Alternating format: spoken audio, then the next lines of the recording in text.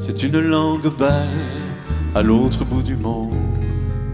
Une bulle de France au nord d'un continent. Des chansons qui ne se démodent pas, c'est ce qui explique en partie du moins l'histoire d'amour entre Yves Dutheil et le Québec qui dure depuis 40 ans. Le chanteur français est d'ailleurs de retour en tournée dans la belle province, histoire de célébrer les noces d'Émeraude. Yves Dutheil, vous êtes de retour après quelques années d'absence quand même. Sentez-vous toujours cette vibration particulière avec le public québécois? Oui, absolument.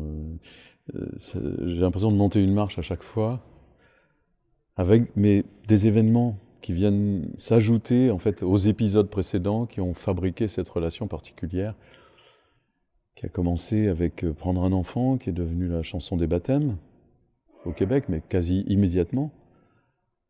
Puis ensuite, la rencontre avec Félix Leclerc, qui a donné naissance en fait à la chanson La langue de chez nous, puisque c'est lui qui m'a inspiré l'envie d'écrire cette chanson. Puis des moments forts avec le public québécois, quand j'ai chanté cette chanson pour la première fois, ici même, dans ce théâtre, à Outremont et à Québec, un moment d'une intensité incroyable.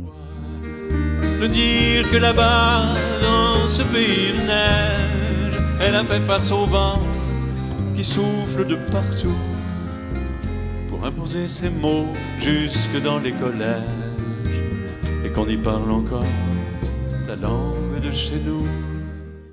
Et puis cette année, une invitation à Ottawa pour fêter la Journée internationale de la francophonie.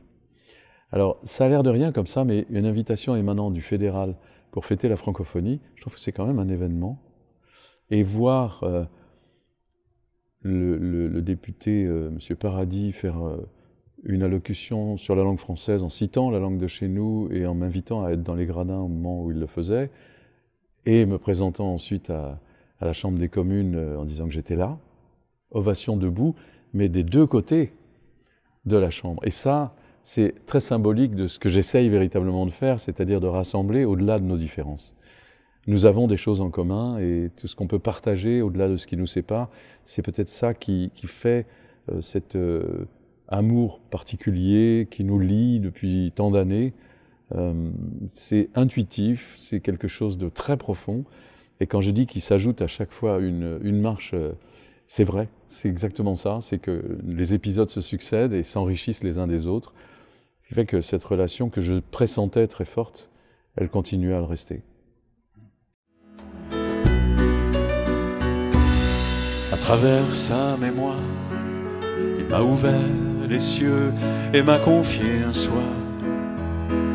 Quand je serai trop vieux, un jour j'y verrai moins, et tu seras les yeux. Sur votre dernier album, vous rendez hommage à votre beau-père. Parlez-nous de ce passeur de lumière.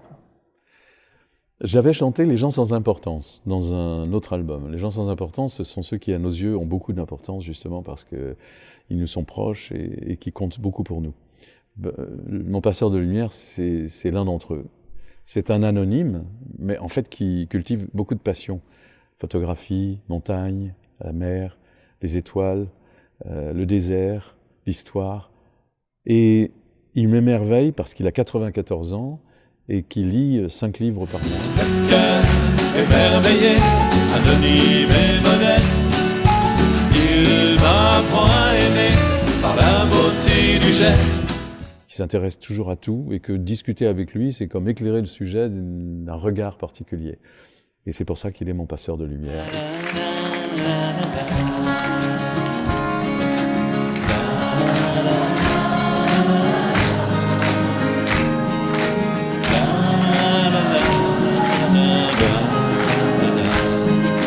Vous avez beaucoup chanté les enfants et on peut dire que vous avez été entendu puisque plusieurs dizaines d'institutions scolaires en France portent votre nom, ce qui est quand même exceptionnel pour une personnalité vivante. Ah oui, c'est tout à fait exceptionnel. Quand je reçois l'intention d'une école de porter mon nom, je me dis que c'est quand même une sacrée marque de confiance par les temps qui courent, et que c'est une marque d'estime inestimable. Alors j'apprécie beaucoup.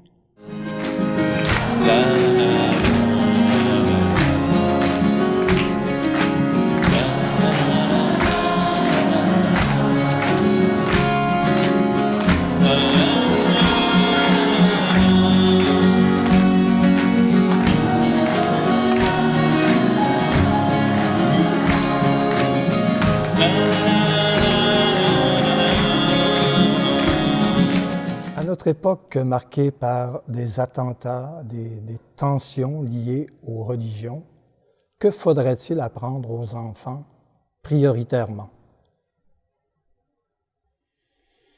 Je crois que c'est pas toujours ce qu'on apprend aux enfants qui leur apprend. C'est ce qu'on leur montre, c'est ce qu'on est, c'est ce qu'on fait. C'est l'exemple des adultes, plus que leurs paroles, qui va leur servir à se construire. C'est leur façon d'être, c'est leur mentalité, c'est leur regard sur le monde. On croit toujours qu'on va apprendre ce qu'on va leur dire. Alors ça, il faut faire comme ça, comme ça, comme ça. Eux, ils vont se charger de faire le contraire, et parfois, ils auront raison. Mais en tout cas, ils vous regardent vivre. Et ce qui les nourrit, en fait, de philosophie, de spiritualité, d'humanisme, d'humanité, c'est votre façon d'être. Donc je pense que le plus grand progrès de l'humanité, c'est d'abord que nous, les adultes, nous changions de mentalité face à l'avenir qui se présente devant nous. On a des enjeux en ce moment qui sont essentiels. L'environnement, la planète est en train de s'asphyxier. Et nous n'en avons qu'une, pour le moment. L'économie, la presse, la culture, la religion, tout est en train de changer sous nos yeux. Notre monde est en pleine mutation et les enfants regardent tout ça, ils la vivent cette mutation. L'Internet, ils sont comme un poisson dans l'eau. Nous, on a du mal un peu parfois, mais eux, c'est instantané. Et pourtant, ils nous regardent vivre.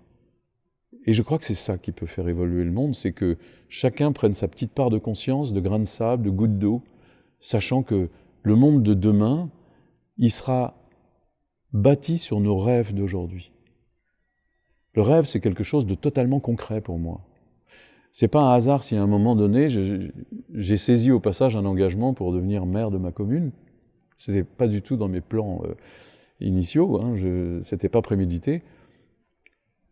Mais je crois que c'était peut-être justement pour essayer de construire mon rêve, de montrer qu'il n'était pas si loin que ça de la réalité.